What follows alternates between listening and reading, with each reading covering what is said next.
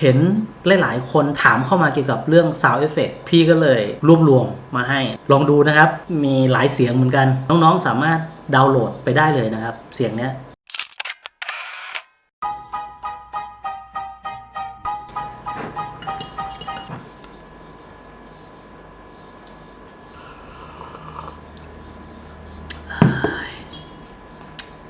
จะลงแดงช่วงนี้แบบมีอาการปวดท้องอ่ะไม่รู้มันเป็นโรคกระเพาะหรือว่าเป็นอะไรคือมันแบบเป็นแก๊สอ่ะเต็มท้องเลยอ่ะแล้วก็จุกมากจุกตรงแบบคือจุกจนแบบพูดไม่ได้บางทีแบบเดินแทบไม่ไหวอ่ะแล้วก็ลองงดกาแฟประมาณ 4-5 วันแล้วล่ะพยายามอดทนถ้าใครกินกาแฟจะรู้ว่าถ้าเราไม่ได้กินอ่ะแบบโอ้ปวดหัวมากต้องเลือกเอาว่าจะยอมปวดหัวหรือจะปวดท้อง สวัสดีน้องๆทุกคนนะครับสัปดาห์ที่แล้วเราไม่ได้เจอกันใน Wednesday Premiere Pro เพราะว่าพี่ติดภารกิจก็เลยไม่ได้อัปเดตเรื่อง Premiere Pro ให้น้องๆเห็น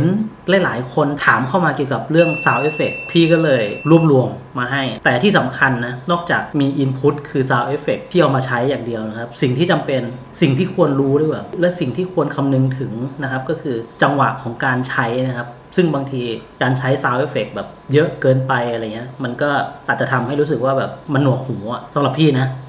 อาจจะโตแล้วเนี่ยเป็นผู้ใหญ่แล้วอาจจะรู้สึกว่าเฮ้ยมันหนวกหูจังว่าแบบเสียง Sound Effect แบบกุ้งกิ้งวุ้งวิ่งแบบตลอดเวลาเยอะแยะมากมายก็จะรู้สึกแบบหนวกหูอะไรเงี้ยแต่ถ้าเราเลือกใช้จังหวะที่เหมาะสมอะไรเงี้ยอย่างเมื่อวานนะครับพี่อัพคลิปเรื่องล้างแอร์นะครับซึ่งจริงๆมันก็ไม่ได้เกี่ยวกับเรื่องถ่ายภาพหรือเรื่องวิดีโอหรือเรื่องอะไรเลยมันเป็นภารกิจที่ต้องทำแต่มันก็คือห้องดูหนังของพี่นะครับคือแอร์มันเริ่มไม่ร้อนแล้วปรากฏว่าพอถอดออกมาแบบเคลิบมากก็เลยล้างแอร์ก็เลยไหนๆก็ล้างแล้วก็เลยถ่ายคลิปเอาซะเลยอะไรเงี้ยแล้วก็น่าจะเป็นคลิปเดียวที่พี่ทำแล้วพี่ใส่ซาวด์เอฟเฟกต์เข้าไปนะถ้าใครยังไม่ดูนะลองคลิกเข้าไปดูนะครับพี่ก็จะเลือกใส่ในจังหวะที่เหมาะสมแล้วก็ไม่ได้ใส่เยอะแต่สิ่งหนึ่งที่ Sound Effect มันช่วยได้ก็คือมันช่วยทำให้เรามีอารมณ์มากขึ้น